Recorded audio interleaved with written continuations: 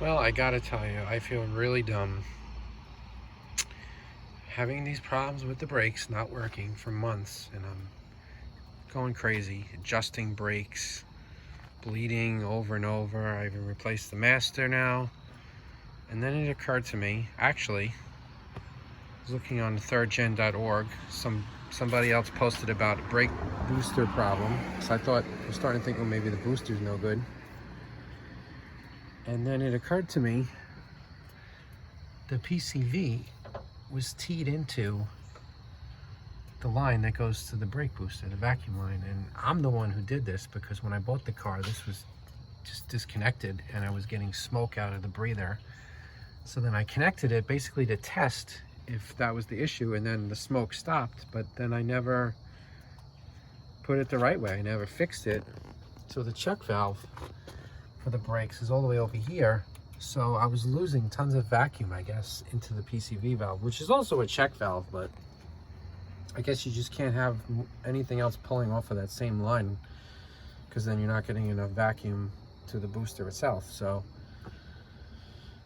that was a really dumb move by me, but I just, disconnected it, capped it. I just drove back and forth because I'm kind of blocked into the driveway here, but I could tell already the brakes are working so much better. They actually work. This carburetor only has one large port over here for vacuum,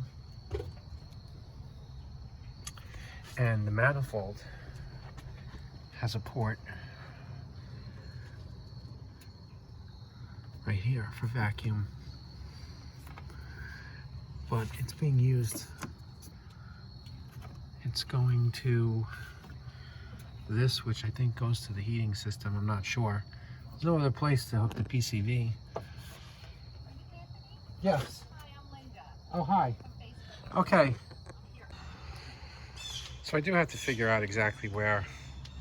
So I do have to figure out how to connect both the PCV and the brakes, but at least I have brakes now, so I'll figure that out later.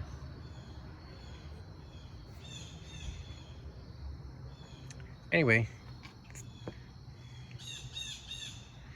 thanks for watching Nowhere Fast Garage, and see you all next time.